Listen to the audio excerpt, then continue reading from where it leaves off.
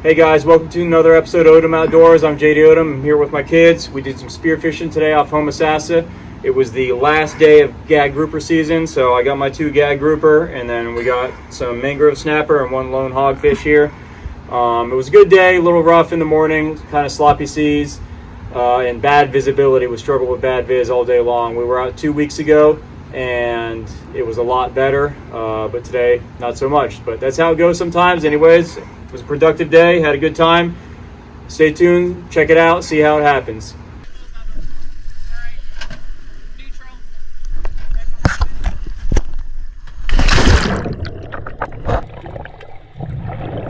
Alright, roll in the water there, get my gun loaded, start heading to the bottom.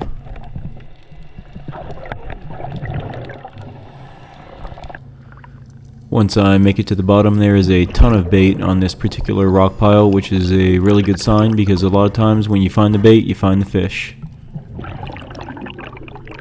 You can see some small gags there swimming around, a little sheep's head.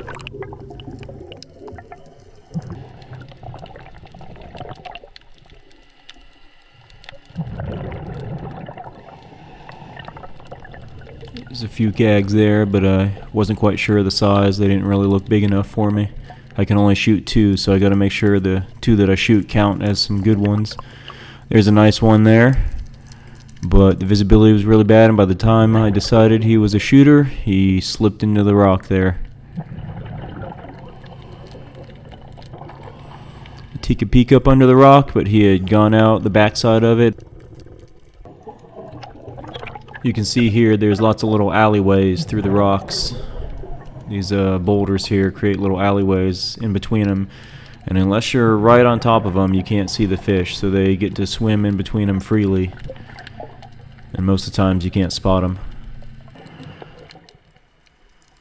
You can see here I finally find one, a nice gag grouper held up in this rock, sinking down so I can get a good angle on him.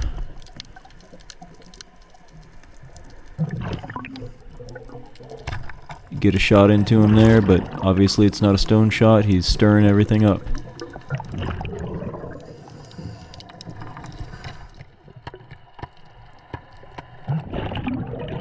Get reloaded here so I can put another shot into him.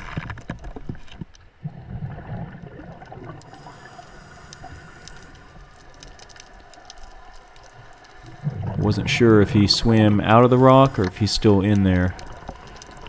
There's quite a bit of current on this dive, so luckily it cleared out the silt pretty quick.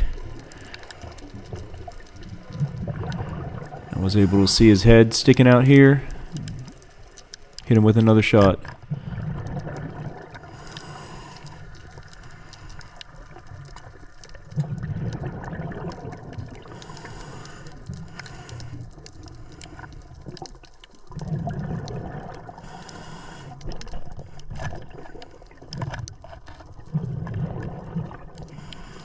Drag him out from underneath the rock there.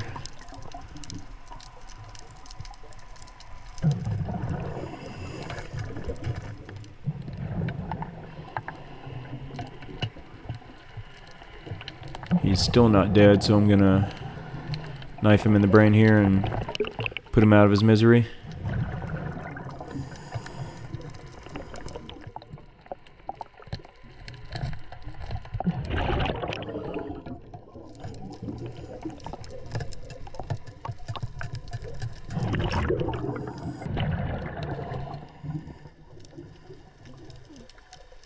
He ends up being a decent sized grouper for my first fish of the day. After that, I find a little mangrove snapper to shoot. Plenty of these on the rock pile, but I was trying to focus on the grouper. Still ended up with a few of them by the end of the dive though. These type of rock piles are pretty typical of what you see when you're diving off of Homosassa. The bottom there is littered with them all over the place. Some of them hold a lot of fish, and some of them are ghost towns. You just got to keep moving around until you find ones that hold fish.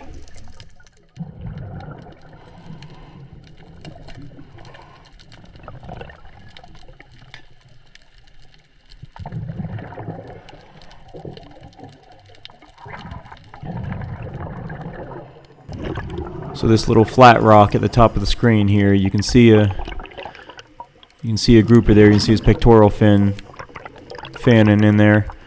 But about the time I get ready to shoot him, he swims further back under the rock.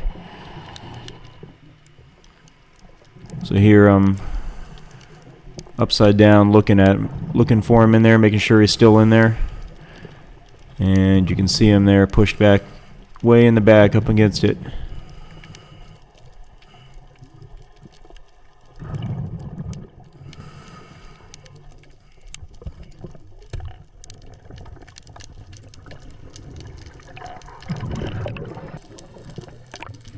The only shot I have at him is through this tiny little crack right here.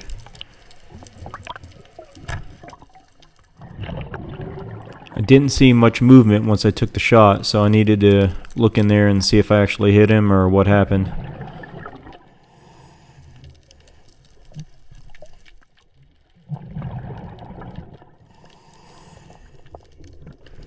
And you can see there the shaft is going right through his lips. So not the best shot, but he didn't present me with much, so I had to take what I had. So I'm trying to get him angled here to where I can get him out of the hole without destroying that sponge there, whatever it is that's attached to that rock. So I get the shaft over top that and kind of angle it in the other direction where I can push him out that hole. You can see his tail sticking out there, but I can't pull him out through there. I got to get him out this end on the left here.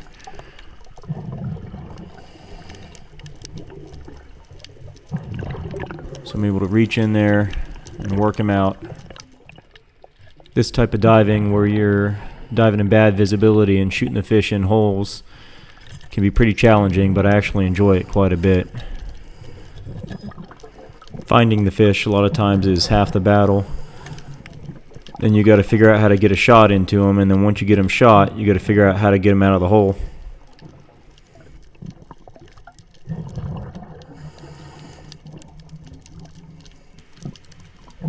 Go ahead and brain him before I get him out of the hole all the way.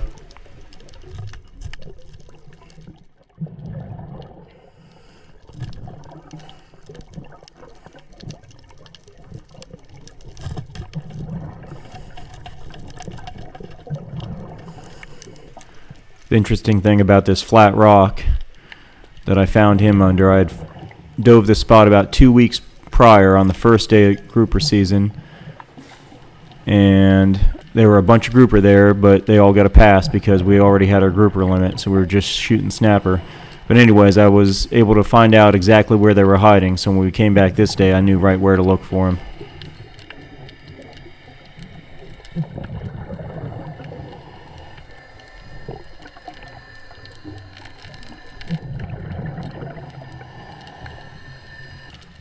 And that's it for that spot. I got a couple of gags, a couple of mangrove snapper. Grab my stringer and head for the surface.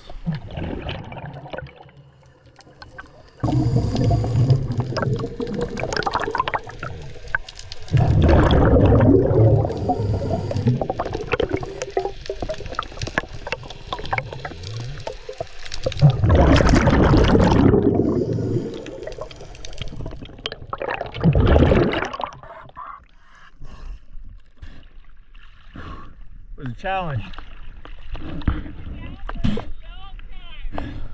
I know.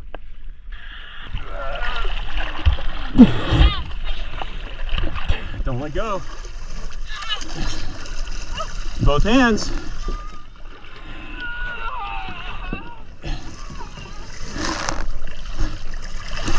Okay, buddy. Awful lot of dramatics there.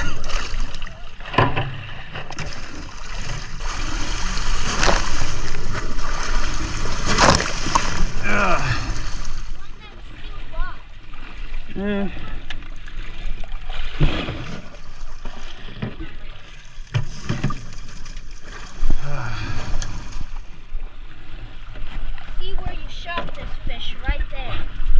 Well, that's where I stabbed him, buddy. Alright, first dive of the day. That was a challenging dive. Dirty conditions, a lot of current. These guys, so I got my limited grouper. Get 2 grouper per person. I got a few mangrove snapper to go with it. these guys were a challenge the whole time. I'd chase them out of one hole, they'd go in another hole. I'd chase them out of that hole, they'd go in another hole. And I know they were there because I kept seeing them, and there were others there too, but finally got them. It was a challenge, but I got it done. Not monsters, but good solid ones. Don't have to measure either one. They're easily legal. So probably, I don't know, 28-inch fish. That one might go 30, I don't know. But anyways, yeah, got it done. Tough conditions, I'm sure. Jen and the kids up here, they're rocking and rolling. It's pretty windy, pretty overcast today, which is not helping with the biz. Yeah, it's pretty gross. All right, last look before they go in the fish box. Good job, buddy.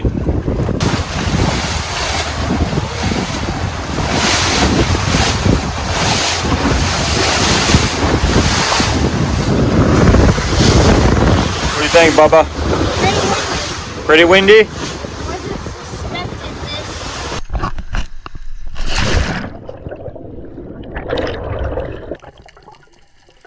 Here's my next dive of the day. There wasn't much going on this rock pile, but there was a nice sea turtle down there. They're always fun to see while you're diving.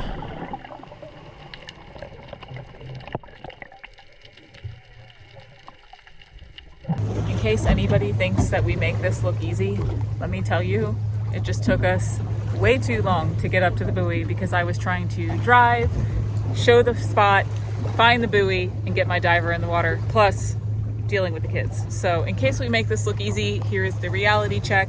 It is absolutely not. So we've got Big JD off the back here, letting the kids play on the deck while we're in neutral just for a minute to get them a little bit cooled off. And seaweed provides great entertainment, apparently. But as you can see, well, maybe not, but we are rocking and rolling. Right next to it. Neutral, gotta dive.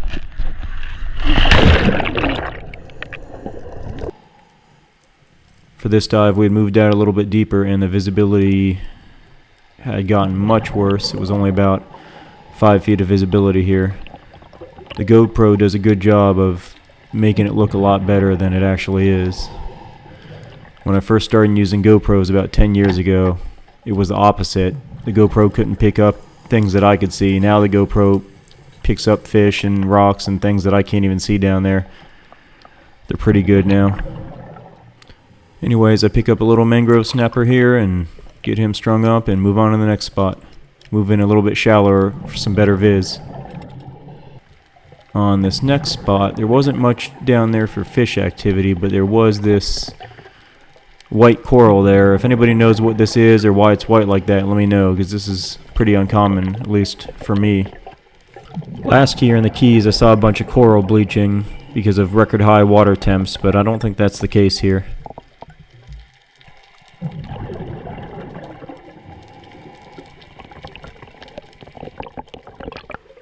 Find one more mangrove snapper here for the fish box.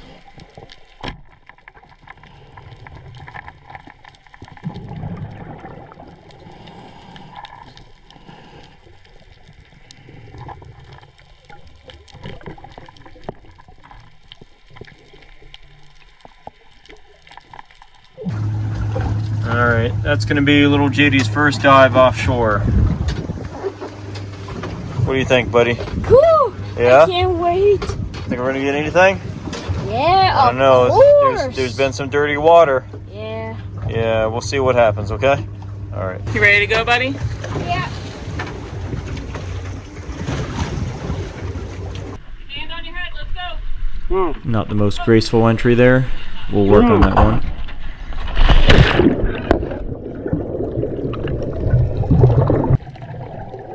Alright, here's little JD's first dive in the Gulf of Mexico. Descending down. I'd wanted to let him try to spearfish some, but the visibility was so bad I decided against that. I kind of feel like it's a good idea to not spearfish until diving is second nature to you. Spearfishing just adds one more element that makes it that much more difficult for someone who's not comfortable yet underwater. Anyways, I find a little hogfish there. Add the first hogfish of the day to the box. They're always a nice treat.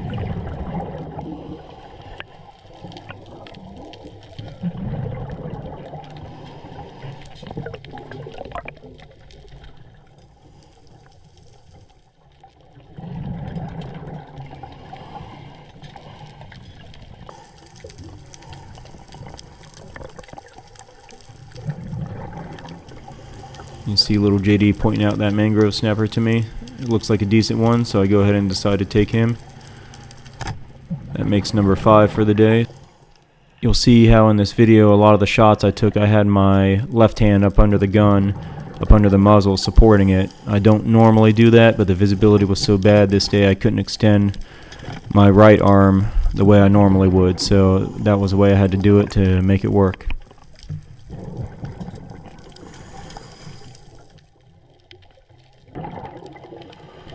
So I find a Jewfish here up under a rock, and I want to make sure JD sees it. We see these all the time, but it's pretty new to him, so he'd probably be pretty excited by it. I'm trying to get him to look in that direction so he can see it.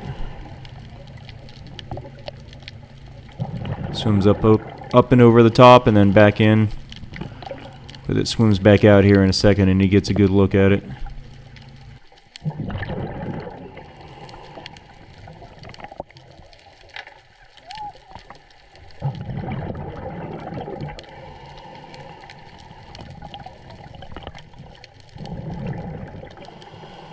Alright, that was little JD's first dive out here in the Gulf. He did a quick dive. He's done a couple quick dives out in the Keys, like on Lou Key and a couple other spots like that. But that was his first dive out here in the Gulf, about 35 feet. But we got a nice little hog and a nice mangrove, there right? was a Jewfish. There you go. We got 5 mangoes so far, the 2 gags from this morning, and got a hogfish in the box now. What's up, guys? Welcome to the kitchen. We got the grouper broken down here. These are just a small portion of it, obviously. We're going to do a recipe tonight. This is from Raspberry Island Lodge. I stayed there with my dad and brother about 15 years ago. We did a fishing trip there. This is in Alaska. And one of our favorite recipes from it is the dynamite halibut. We're going to be doing dynamite gag grouper. So that came out of there. The first step is it's going to go straight into some flour, and you only want a light coating of flour. Then it's going to go into some egg, let it drip off, and next it's going to go into some panko breadcrumbs, and we season these panko breadcrumbs with the Kinder's seafood blend. They don't make this anymore, unfortunately. Kinder's, if you're listening, tighten up, make some seafood sauce, seafood seasoning again. But anyways, that seasoning is in this panko breadcrumbs, and but you can use whatever seafood seasoning you like. It doesn't matter, whatever you like to use. Actually, let us know what you like to use, so maybe we can find something that can replace since this. they don't make it anymore. Up your game, Kinders. All right, so there you go. You want to make sure it's all pressed in so it stays on there real good. And that's piece number 1. I got to duplicate that about 30 times here. But my kids call this helper fish because number 1, it's one of our favorite meals to make, and number 2, I let them help me with the battering of the fish here. So I'm going to get them in here in just a few minutes and let them do some of that. In this sauce, we have 2 cups of mayonnaise, 3/4 of a cup of sweet Thai chili. This is the one that they mentioned in the recipe. I have tried others. I will say this is probably the best one. We do 1/4 of a cup of soy sauce, 1/4 of a cup of lemon juice, and then it tells you to do a couple of dashes of hot sauce, but I usually do somewhere around 1/8 to 1/4 of a cup depending on taste. The key thing with this sauce is that you need to make sure to put it in the fridge probably 3 to 5 hours before you actually use it so it gets the correct consistency. Alright, so once you're done mixing, it's going to look really thin. It's going to freak you out, I promise. Once you put it in the fridge, it'll solidify up just a little bit. Worst comes to worst, if you'd like it a little bit thicker, just add a little bit more mayonnaise. So like that, and then grab just a corner, like that, grab a corner. Give it a little shake. like that. See all that excess? You want that all off. Now goes in the egg wash. Cover it good. This is the most special part. This is the most special part here. Important, I mean. Oh yeah. All right, so we got all the fish all battered up here.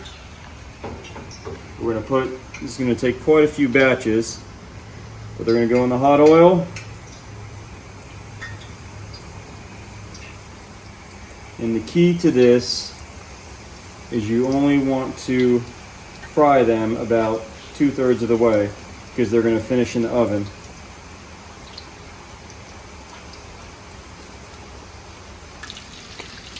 All right, they're done enough. Like I said, about 2/3 of the way done or so.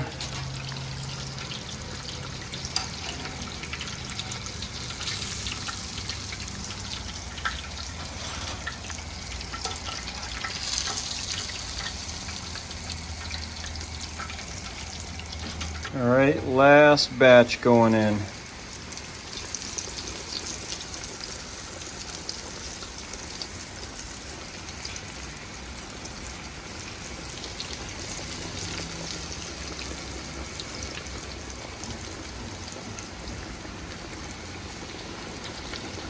There we go. Already filled up one tray of fish. There's the other one. All right, so we got the fish all fried up here. Jen made some fried rice for us. Fried rice goes good with this dish, really good. So what we're gonna do, we got the oven preheating.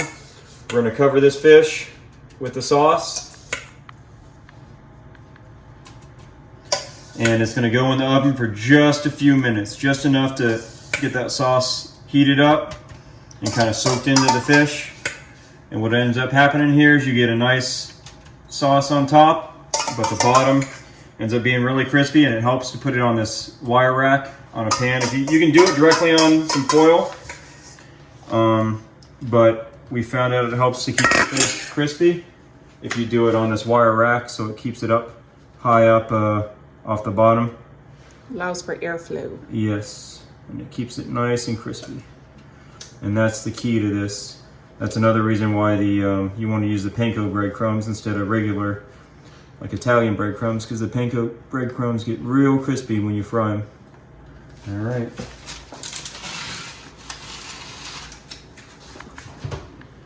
In they go. That's that. And then I got the other pan here. Lots of times if you're not going to eat all the fish right away, like that's going to be for leftovers, because we love leftovers. Don't sauce them, because then they get soggy. So you can cook them just like that now, so they finish cooking, and then when we reheat them, we'll sauce them then. Got Jen's world famous fried rice. I don't know if world famous is what I would call it. They talk about this stuff in China. Thanks for the confidence boost, babe. All right, fish is done. Let's get it out of the oven. Oh, that You looks can so see good. that sauce all baked in. That looks awesome. And then we got these that finished cooking. They'll be the leftovers for lunch one day. All right, got some fried rice. A couple of nice pieces of gag grouper here.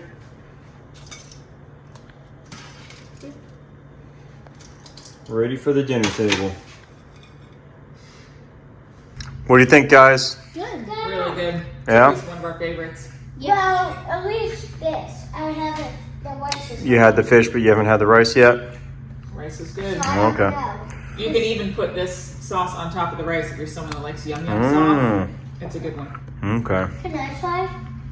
In a minute. Is it good, Bubba? Yeah. Yeah? All right. You want to do the sign off, buddy? Hope you like this video. Make sure to subscribe. Bye. Thanks for watching, everyone. Thanks. Bye, guys. Thanks for watching. Make sure you guys down below. This is JD sleeping right here. He's out cold after spearfishing today. Reading about sharks. Headlamp on.